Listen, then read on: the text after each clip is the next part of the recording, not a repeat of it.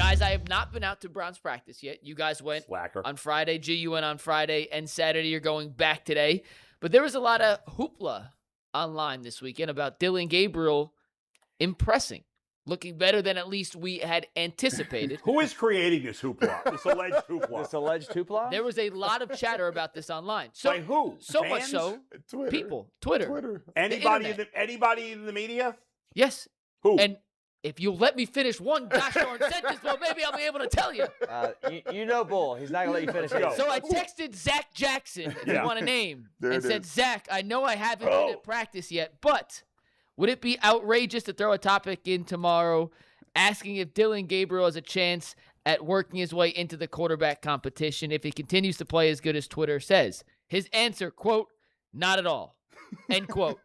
So, Bull, I don't care what you have to say. Dustin, is there a chance that Dillon Gabriel could work his way into the quarterback one competition if he continues to play above what expectations were beforehand throughout the rest of camp? Absolutely. Yeah. I mean, it's still early enough in this process where anybody in that room has an opportunity to compete for the job. Heck, Taylor Green can have an opportunity if he plays well in the preseason and everybody else around him plays poorly.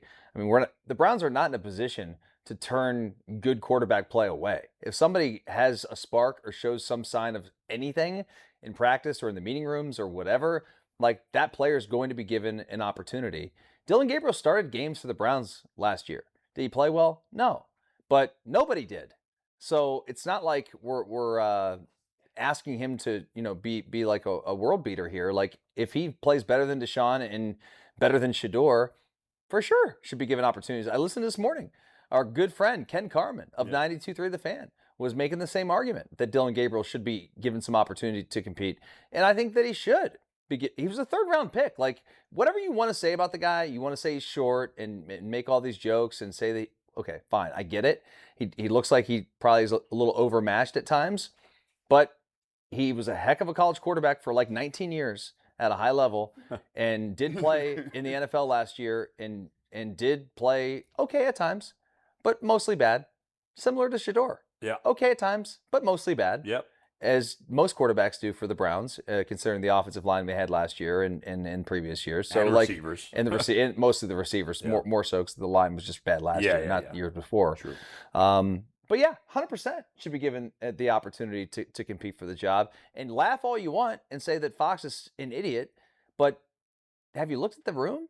Have you looked at the quarterback room and seen what we have in there? Like, there's just not a lot of great options. So you're paying the guy. You gave up a third-round pick for the guy. 100%. Let him compete.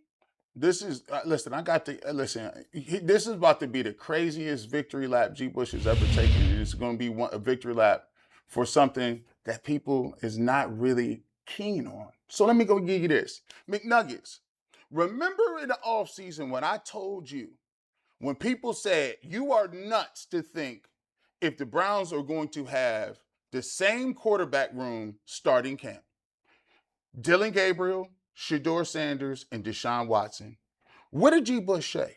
I said, what are y'all talking about? All three of them going to be there. As a matter of fact, I put it in the books. All of them. They're like, no. They're about to get rid of Dillon. Shedeur can't be the backup. They're going to pay Deshaun Watson to go somewhere else. And here we are, first day of pads. And it's the same people I told you about. Let me tell you something. I was on the sideline, and I've said this multiple times. On the sideline, when you are watching Shedeur Sanders, Dillon Gabriel, and Deshaun Watson, when you are watching them throw, each of them makes throws that say, oh, I can see why you're a quarterback in the NFL and they pay you money. Because they have traits and skills that are NFL quarterback type skill sets, right? So when you look at Dillon Gabriel and you look at what he's doing, he does have good velocity on the football. He does push the ball outside of the numbers very well. He does have enough mobility to move around. He just has limitations of seeing in the pocket. The problem is people made him to be the supercomputer. And I was like, no, he's not the supercomputer, but here's a third-round pick. Why would I just trade him for free and get him up out of here? Hey, He's a perfectly good. If you need somebody to come into some spot duty, he's shown that he can do some things. He just has limitations. My thing is this. I'll give you the microcosm. In practice, Dillon Gabriel was cooking. He was cooking. He was throwing the ball on time. He threw a nice little slant pass in the team period. And I'm like, okay. I said, that was a nice football. But then in the very next play, he threw the ball in the end zone, and it got picked off, and they took it back for a touchdown. So he has limitations, and especially those limitations show up on the goal line in condensed spaces where he has to see and anticipate. But in terms of whether or not he can, if Dillon Gabriel needs to come in and spot duty for you, he's perfectly serviceable. I think Dillon Gabriel can come in and if your starter is hurt 3-4 games, I think he can come in and you ask him to maybe, if you want to be 2-1 or maybe 1-2, I think he could get you a game. I still think Dillon Gabriel stinks, but I've been wrong before. I mean, who knows? None of us are certain. Even the experts that make draft picks get it wrong half the time. So, yes, the Browns, Deshaun Watson's looked terrible in camp. Shedeur Sanders, by all accounts, has looked meh in camp. Okay. So if Dillon Gabriel's playing well, why wouldn't he get a chance? I mean, he's not getting an opportunity. And let's face it, everybody that went nuts about the lack of opportunity for Shedeur Sanders last year would be losing their mind if Shedeur Sanders was getting the lack of opportunity that Dillon Gabriel. Shedeur's getting a real opportunity.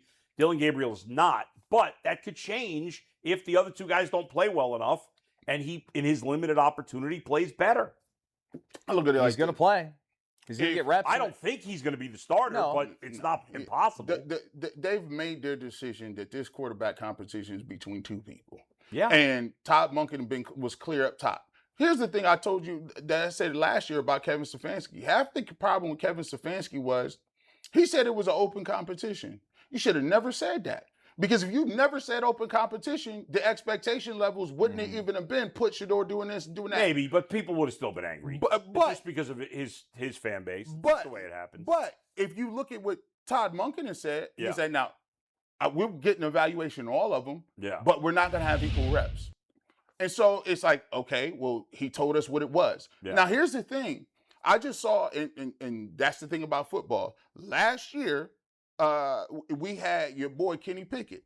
My boy? Your boy, your boy. Like your man's. He was Bull's boy. Yeah, he was his man. We all know the truth. He was the dude leading, right? He was getting the reps. And then what happened? And he got hurt. Guess what? Changes. See you later. This is the NFL is not for long. Yep. So this is why the Hunger Games count. Deshaun Watson is coming off 2 Achilles tears, right? And a shoulder. He got to make it to the season. If you're the Cleveland Browns, there's no way you're going to say, oh, Dustin, let me just get rid of Dillon Gabriel when you got a guy who has not been able to complete a football season that you think is going to compete for your starting role. Why would you not think that I'm going to need multiple people ready to play? That's a great point. Yeah. And it's not like you're not getting anything for Dillon Gabriel. No. You might as well keep. And if he had, even if you think like the guy could be a serviceable backup, then that's worth something. Yeah. And I mean, you gave up the 3rd round pick for the guy. Like, no one's going to give up anything of value for Dillon Gabriel now because no one's going to give up a draft pick for him. Maybe a 7th. Maybe, but you don't need a 7th. What's the point? You need a potential backup quarterback more than a 7th round pick. All right, so put it to you like this. And they pulled up, dang, G. Bush, you're a Dillon Gabriel fan today. No. What I'm saying to you is, if you got to a point where if Deshaun Watson is still on this roster and is not available, and you got Taylor Green and you got Dillon Gabriel, which player do you believe is more capable of coming in and taking snaps with a professional team under pressure? Taylor Green or Dillon Gabriel? Well, Dillon has already done it. Yeah. It's a no-brainer. Although I'd rather see Taylor Green. But I'd kind of rather see Taylor Green too, just for pure excitement factor. But Dillon Gabriel's probably more prepared to play. G's 1,000% right. He's played games for you. So, and now after 3 games of Dillon Gabriel, and you see what you see. Now Taylor Green up. Let's not get it twisted. After a while, it's come a time where it's the diminishing returns. But Hey, come on, man. Dillon. Dude, there's a reason why guys hang out in the league for 18 years as Yes. backups, because they know how to get the play call, how to tell the guys what to do, how to get the snap from the center, how to hand the football off, how to run a play action fake, like how to do, like just be a professional. Guys like Colt McCoy, Josh Johnson, Andy Dalton now at this point in his career. Like those roles are important, and like think about this. If you're Taylor Green and they throw you into a game, the game's going to be moving so fast that even the simplest things, like you've done your whole life, like getting under center and taking a snap, which by the way, he probably hasn't done a ton of that because he's out of the gun. So like those things are things you take for granted, and Dillon Gabriel's done that. And so you can count on him. I'm not saying he's going to win you games, but he'll do enough to keep you in the game and not, if you're asking him, hey, we need you to do X, Y, Z, go out there and execute it. It's not going to look like he doesn't belong or doesn't know what he's doing. It's like telling somebody. I just went to the Usher and Chris Brown concert. It's like telling somebody in the stands who is not a choreographer, right? Don't know the steps. Hey, I need you to come up here and learn this 5 count on this backup dance, right? They're like, hold on, what? 1, 2, 3, go. And now you're like, well, hold on, what step is this? When you're a professional choreographer or a professional dancer, that's a skill set. You can see a routine 3-4 times and know it, just like a quarterback. Yeah. You can hear that cadence and say, okay, well, in this system, it used to be this. And they can tell you, you know what? They can translate. They'll translate. This was this in our other system. Oh, so it's the same as this. Okay, cool. I already know backside. This is the read 1, 2, 3. That's important because you're in the middle of a week and you need to be able to take snaps. Young dudes just can't do that. So is Dillon Gabriel is he the answer? We all know that. No. But it's a team. There are places in the league for guys like Dillon Gabriel, and I think sometimes we kind of just, we get focused on who's starting and don't care about the rest.